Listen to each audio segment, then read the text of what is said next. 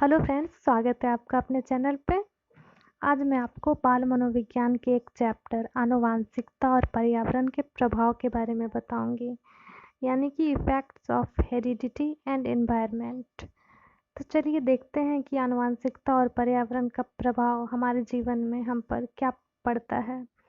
आनुवांशिकता आनुवांशिकता वह है जो गुण हम अपने माता पिता या फिर पूर्वजों से लेकर आते हैं। पूर्वज यानी कि दादा दादी नाना नानी, उनसे हम जो गुण लेकर आते हैं जैसे कि हाइट, स्ट्रक्चर, आँखों का रंग, बालों का रंग, ये सब जो है आनुवंशिकता पर निर्भर करता है। तो चलिए अब आगे देखते हैं कि आनुवंशिकता का प्रभाव क्या पड़ता है। तो पहला पॉइंट है शारीरिक लक्षण, यानी कि शारीरिक लक्षण पे हम देखेंगे कि आनुवंशिकता का क्या प्रभाव पड़ता है।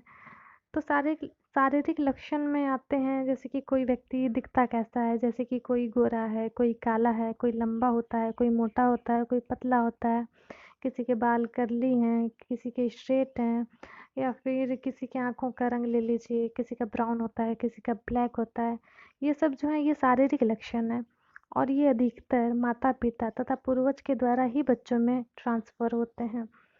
तो ये था पहला पॉइंट, शारीरिक लक्षण, यानी कि दिखने में या फिर उसका स्ट्रक्चर कैसा है। तो चलिए आते हैं दूसरे पॉइंट पे। दूसरा पॉइंट है बुद्धि।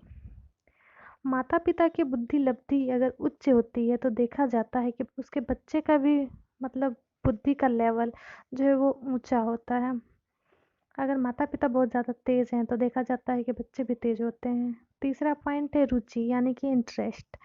जैसे कि माता पिता को जिन चीज़ों में, जिन कामों को करने में रुचि होता है, मोस्टली बच्चों को भी होता है और बच्चे भी वो काम को करना पसंद करते हैं।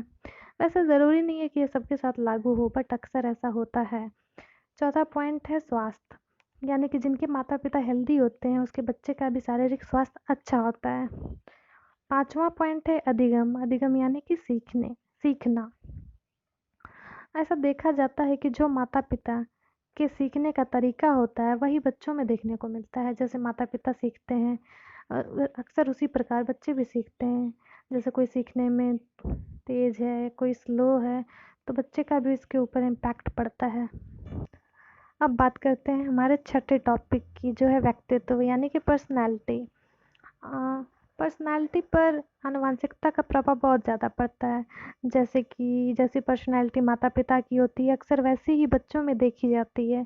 अगर माता पिता का व्यवहार अच्छा है, यानी कि वो समाज के साथ घुल मिल कर रहते हैं, लोगों से अच्छे तरीके से बातचीत करते हैं, तो बच्चे में भी एक सामाजिक भावना का विकास होता है और उनमें भी नैतिकता देखने को मिलती है। सातवां टॉपिक है चिंतन। चिंतन यानी कि सोचने का तरीका, यानी कि हम किस प्रकार सोचते हैं। जैसे माता पिता सोचते हैं, बच्चे के सोचने का तरीका भी ठीक उसी प्रकार का होता है। और इसके अलावा भी बहुत सारी चीज़ें हैं जो कि माता पिता तथा पूर्वजों से हमें मिलती है। जैसे कि मान लीजिए खाने में इंटरेस्ट, जैसे माता पिता को कोई चीज़ पसंद है तो बच्चे को भी अक्सर होता है। इसके अलावा अब हम जानेंगे वातावरण के बारे में। वातावरण या फिर पर्यावरण यानी कि इन्वायरमेंट। जैसा कि आप लोग जानते हैं कि वातावरण का अर्थ है पर्यावरण, और पर्यावरण जो है दो शब्दों से मिलकर बना है, परि जोड़ आवरण। परि का अर्थ होता है चारों ओर और आवरण का अर्थ होता है ढकना। इस प्रकार पर्यावरण का अर्थ होता है चारों ओर घेरने वाला। जैसा कि हमारे आसपास जितनी चीज़ें हैं वो सब पर्यावरण के अंदर आती है, जैसे कि मनुष्य, जल, वायु, नदी, पहाड़, पठार, ये सब मिलकर पर्यावरण का निर्माण करते हैं। और वातावरण या पर्यावरण का मानव जीवन के विकास पर बहुत ज़्यादा प्रभाव पड़ता है।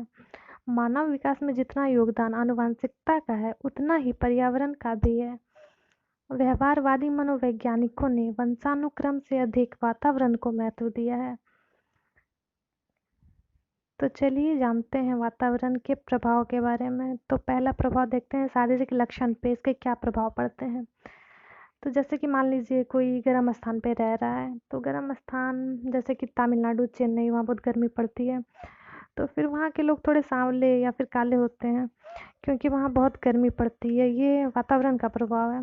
और जैसे मान लीजिए कि पहाड़ी क्षेत्र है, जम्मू कश्मीर है, उत्तराखंड है, हिमाचल है, मनाली है, ये सब जगह के लोग गोरे होते हैं। ये सब वातावरण का ही इम्पैक्ट है। और ऐसा देखा जाता है कि जो पहाड़ी क्षेत्र के लोग होते हैं वो काम करने में ज़्यादा मतलब तेज़ होते हैं। और फिर लैंग्वेज का भी फ़र्क पड़ता है, जैसे जिस जगह हम रहते हैं वहाँ की भाषा का भी प्रभाव पड़ता है, हम वो भाषा बोलने सीख जाते हैं, वहाँ के कल्चर में ढल जाते हैं। शारीरिक लक्षण था पहला टॉपिक, अब इसका दूसरा टॉपिक है संस्कृति।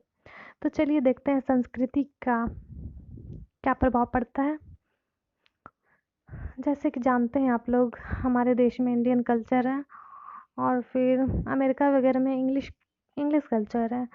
तो हमारी जो भारतीय संस्कृति है, यहाँ बच्चे की हर ज़रूरत को पूरा किया जाता है, बच्चे की हर ख्वाहिश को पूरी की जाती है अपनी ज़रूरतों को छोड़कर।